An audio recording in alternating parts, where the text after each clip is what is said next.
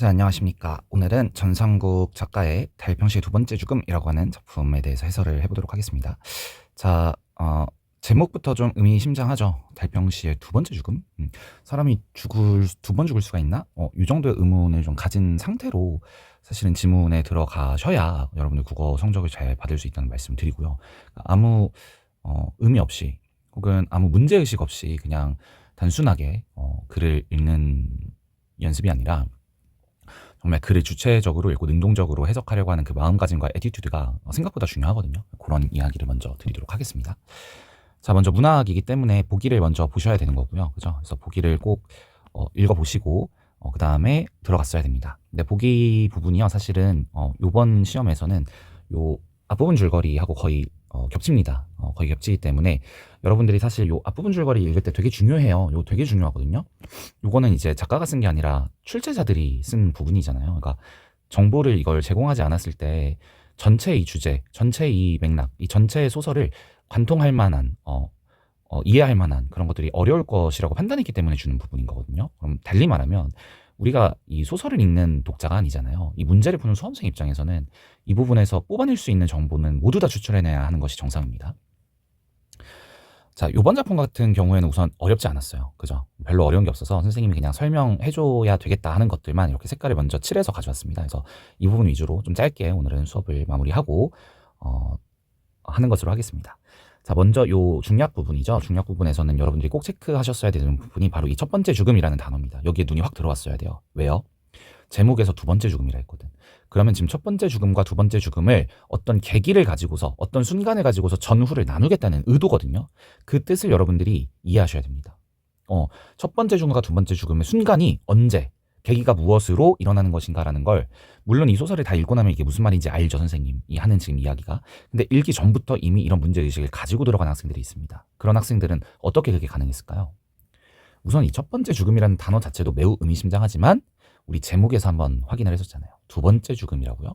그럼 첫 번째 죽음은 결국에 정체성을 상실해버린 거네. 그럼 두 번째 죽음은 뭐지? 진짜 육체적 죽음을 얘기하는 건가? 왠지 근데 소설이 그렇게 끝날 것 같진 않은데 약간 요 정도의 문제의식을 가지고서 글에 들어가시면 좋겠다는 생각이 듭니다.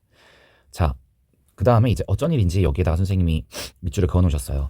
요 이제 소설에서 이 소설, 그러니까 요 지금 지문에서 그나마 좀 어려웠던 선지가 아마 요 25번에 그죠? 요 5번 선지였을 겁니다. 서술자가 작중 상황에 대해 자신의 생각을 드러낸다. 우리 이거 서술자 개입이라고 얘기를 하잖아요.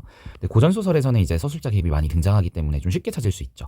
그리고 고전 소설에서는 서술자 개입이 드러났을 때 조금 더 그 서술자의 감정이나 생각이나 어떤 판단이나 가치 평가가 더 격하게 드러나는 경향성이 강하죠. 놀부 놈의 거동보소 뭐 이런 식으로, 악행 좀 보소 뭐 이런 식으로.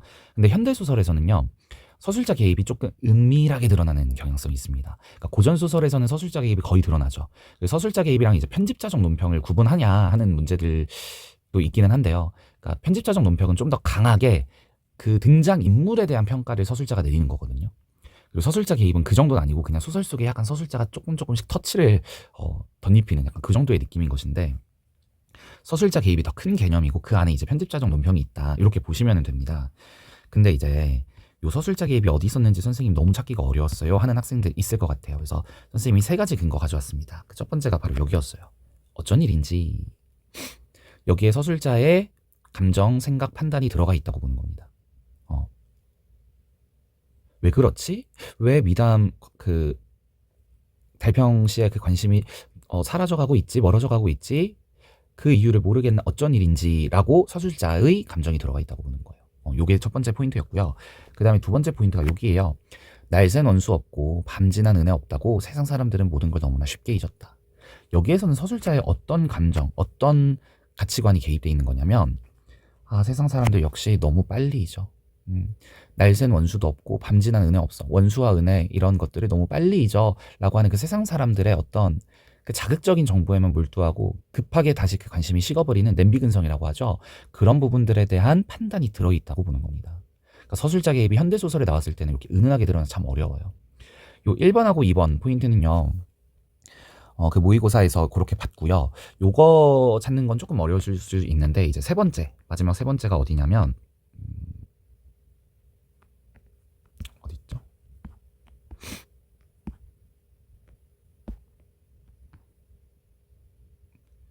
뭐 여기에도 사실 서술자 개입이 있다고 볼 수 있겠네요. 달평씨는 거기서 물러날 위인이 아니었다. 요 위인은 참고로 반어법이죠. 그죠? 반어법으로 쓴 표현입니다. 여기가 아니었는데 잠시만요.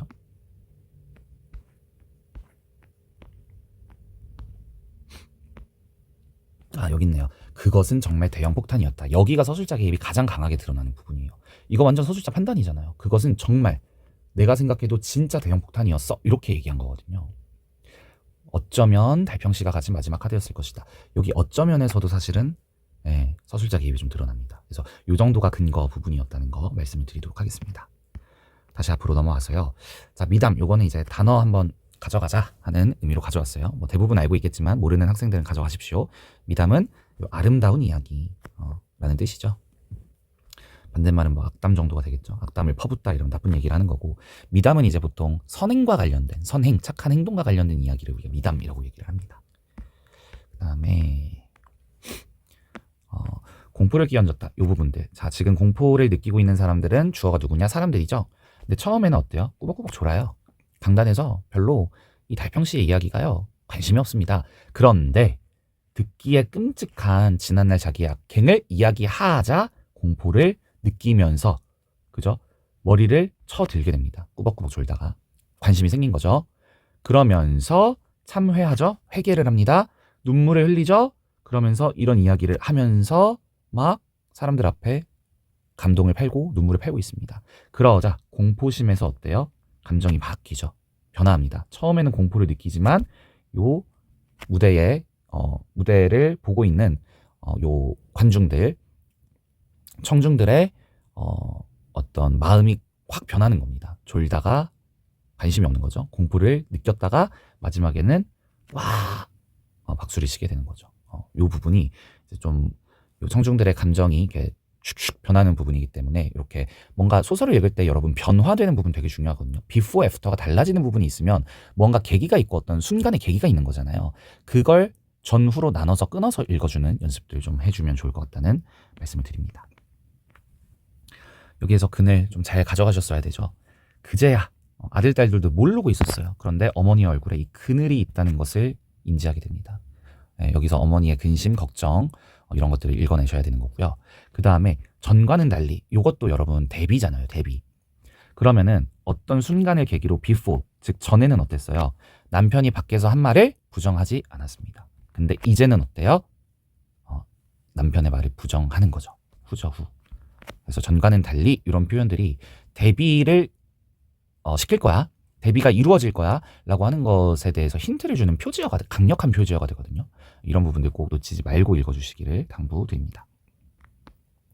자, 요 소설에서요, 요 얼굴이 험악한 사람들, 부정으로 아마 처리는 하셨을 텐데, 어떤 사람들인 거예요? 이 사람들 누구예요? 이거 뭐 불량배예요? 깡패예요? 뭐 처음에 읽을 때는 뭐 식당 뭐 부스러 왔나? 뭐 이런 생각도 했을 수 있어요. 근데 뒷부분 읽어보시면 이 얼굴이 험악한 사람들은 누구를 대표하는 인물들입니까? 바로 달평씨를 이용하려고 하는 사람들입니다. 네. 원래 그렇죠.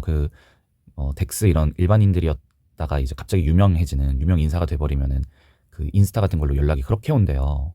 누구냐면 다 사기꾼이죠. 사기꾼들. 작업하려고. 근데 막 그 인스타로 막 연락 오는 거 보면 막 이런 경우도 있다고 하죠. 저희 엄마 수술비가 부족해서 350만 원만 지금 보내주시면 어쩌고저쩌고.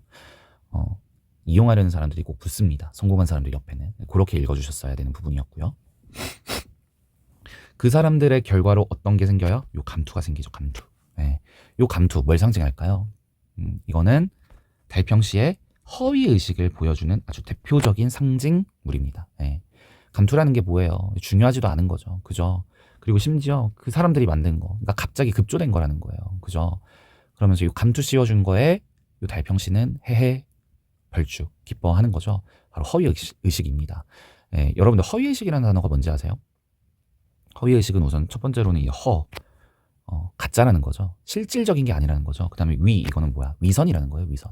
솔직하지가 않고 아주 모순되거나, 그죠? 쓸데없는, 쓸모없는 것들. 그 다음에 남들 앞에 막 잘 보이고 싶어하는 그런 위선적이고 가식적인 어떤 내면 속의 그런 마음들, 이런 것들 우리 허위의식이라고 이야기를 합니다. 자, 그 다음에 요 CO에다가 선생님이 몇 가지 가져왔는데요. 이 씌우다라고 하는 표현이 되게 재밌는 표현이어서 가져왔어요. 이게 이제 문법에서 사실 다루는 내용인데, 요거 한번 소설 해설을 하다가 한번 좀 언급을 해주면 좋겠다 싶어서 가져왔습니다. 뭐냐면요. 씌우다, 키우다, 세우다, 재우다, 띄우다, 채우다. 얘네들 어떤 하나의 공통점이 있습니다. 우선 어떤 공통점이 있냐? 한번 피동인지 사동인지 여러분 찾아보세요. 한 3초 드릴게요. 피동이에요, 사동이에요? 사동입니다. 왜냐면은 씌우다가 무슨 뜻이에요? 쓰다에서 우선 왔겠죠. 쓰다에 쓰라는 어근에다가 뭔가 붙었죠. 뭐가 붙어서 어떤 의미가 됐어요?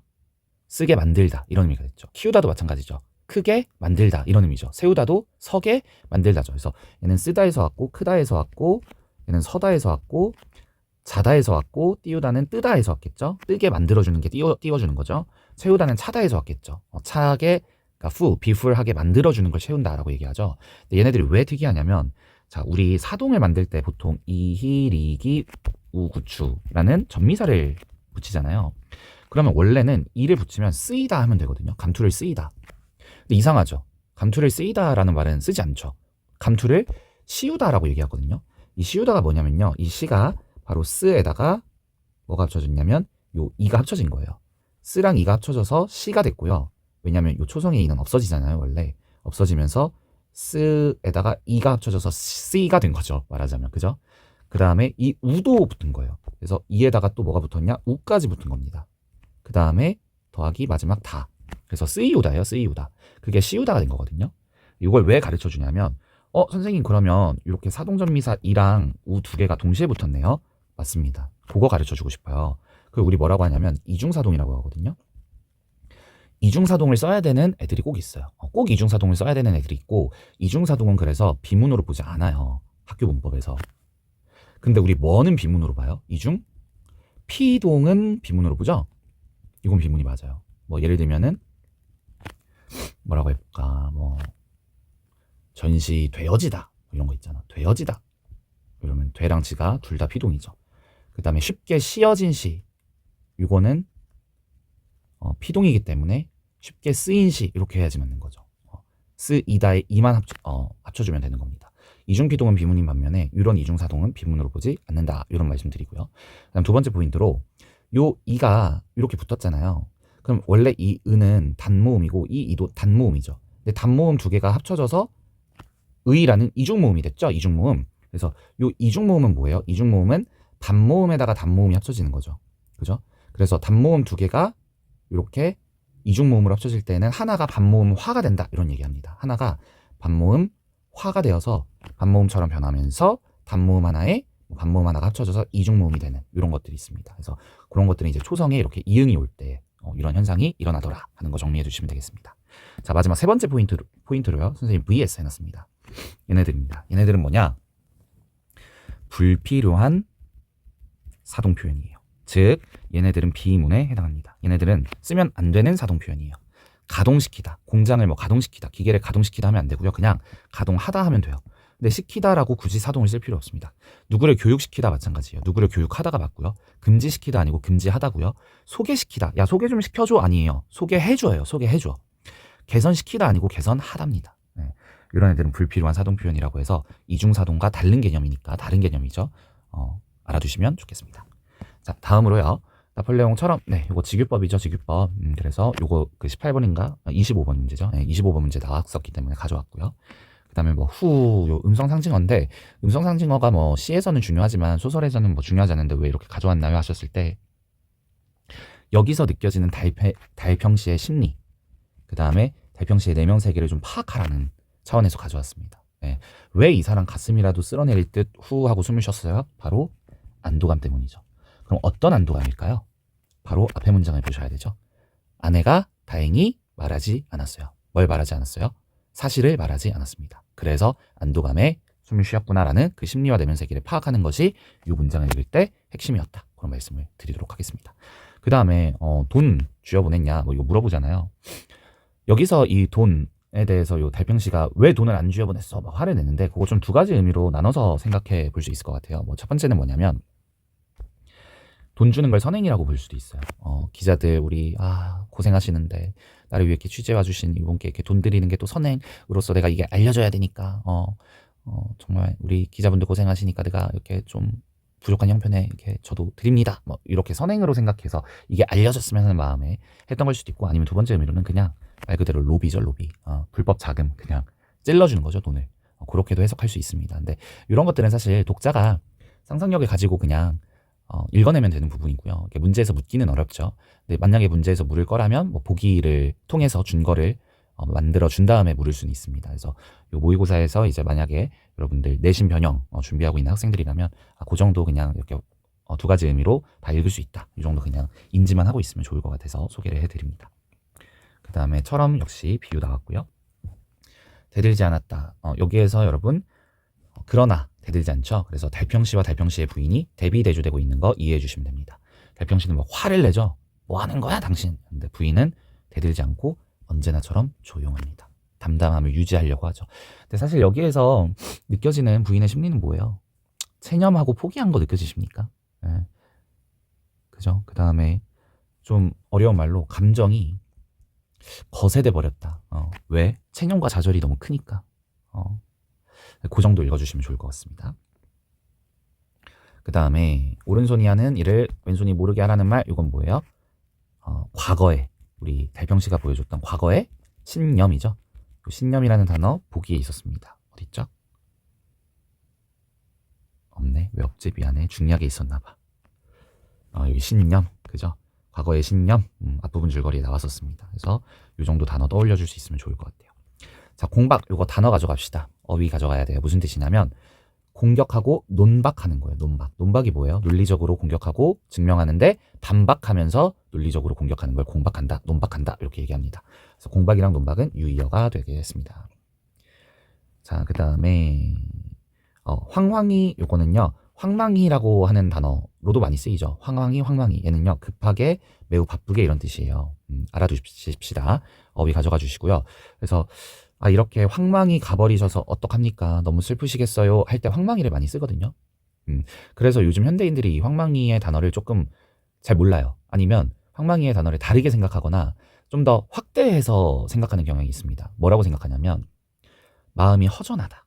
이 정도 의미로 생각을 하거든요. 근데 그 뜻이 원래 아닙니다. 네. 이렇게 갑작스럽게 돌아가셔서 어떡합니까? 이런 뜻이거든요.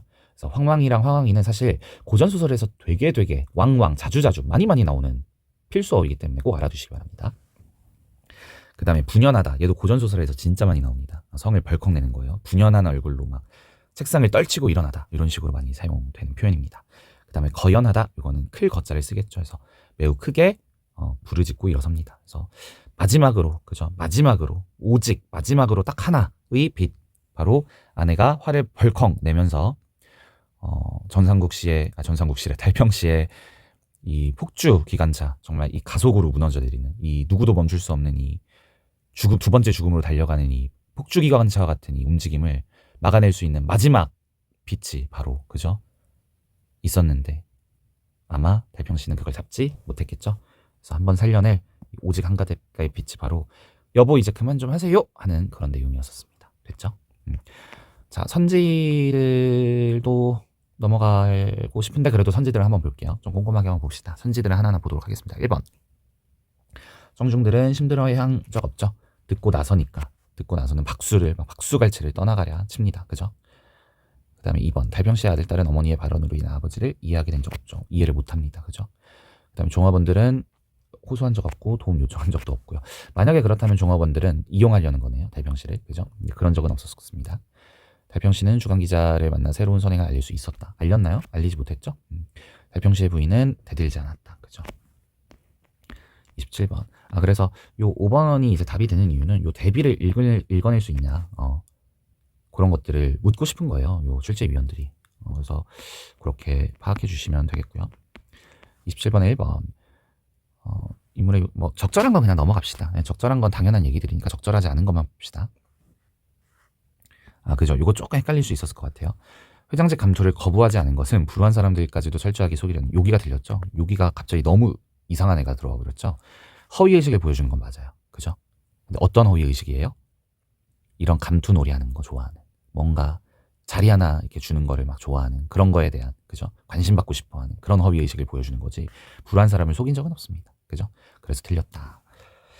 그 다음에 요 이번 선지 관련해서 자극적인 정보에만 반응하는 대중들의 모습을 보여준다 하잖아요. 그래서 요거 관련해서 이 소설의 주제가 뭐냐 했을 때 요 주제는요 결국에 이 두 가지를 풍자하고 비판하고 싶은 거예요. 이 두 가지를 조금 나눠서 생각할 수 있으면 참 좋겠어요.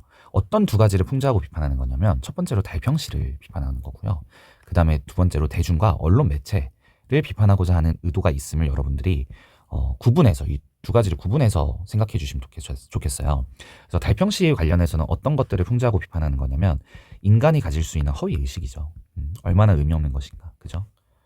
그다음 두 번째, 이건 뭐예요? 자극적인 정보에만 몰두하고 금세 잊어버리는 그러한 어떤 냄비 근성 이런 부분들을 비판하고 싶은 의도. 이 두 가지가 약간 다른 거거든요, 사실은. 이 두 가지가 동시에 소설 속에 드러나 있다는 거 이해해 주시면 되겠습니다. 28번은 다른 인물로 전환시키려는 행위가 아니고 자기한테, 그죠? 사건의 초점을 자기에게 전환시키려는 행위죠. 그 다음에 다른 인물들이 과거에 벌인 일이 아니라 자기와 관련된 일이었죠. 그 다음에 상대의 입장을 이해하기 위한 거 아니고 상대의 의심을 요거는 맞을 수 있어요. 아닙니다. 미안합니다. 상대의 의심은 아니고요. 그러니까 자녀들의 그 욕을 자녀들이 막 시끄럽게 구는 것을 조금 피하기 위한 행위다. 이러면 맞을 수도 있습니다. 근데 그러나 더 중요한 건 뭐예요? 기억과 니은은 공통점이 너무 강력하죠. 어떤 공통점이 너무 강력해요? 그죠? 이 허위 의식으로 인해서 자기가 좀 관심 좀 받아보겠다고 이 상황을 한번 타개해 보겠다고 사람들의 관심 속에서 잊혀져 가는 것들 속에서 반향을 한번 일으켜 보겠다고 하는 행동이기 때문에, 그죠? 그것이 너무 강력한 공통점이 있었기 때문에 5번이 정답이 될 수밖에 없었고, 4번 사건의 전말을 드러내려는 행위이다. 기억으로 인해 발생한 거 우선 아니죠, 그죠? 근데 이제 니은만 봤을 땐 니은은 사건의 전말을 드러내려는 행위이다 하면 맞을 수도 있어요. 왜냐면 그 기억과 관련된 폭탄 발언은 그러니까 소설에서 아예 100% 확정짓지는 않았는데 거짓일 확률이 매우 높죠. 근데 니은 같은 경우에는 사실일 확률이 꽤나 높죠. 근데 이런 거는 이제 문제로 낼 수는 없어요. 근데 이제 그렇다고 본다면 내가 사실 아이들을 입양한 사람이요. 그러니까 사실 요 달평씨는 사실 원래 되게 착한 사람이었어요. 그죠? 되게 순수하고 순진무구하고 착한 사람이었기 때문에 입양을 진짜 했을 수도 있습니다. 근데 그렇다고 한다면 사건의 전말이 드러나는 게 맞긴 맞죠. 그래서 그렇게는 볼 수 있지만 그 니은이 기억으로 인해 발생한 사건이 아니라는 거, 그죠? 그래서 그렇게 풀어주면 되겠습니다. 네, 오늘 여기까지 해설하도록 하겠습니다. 고생했습니다.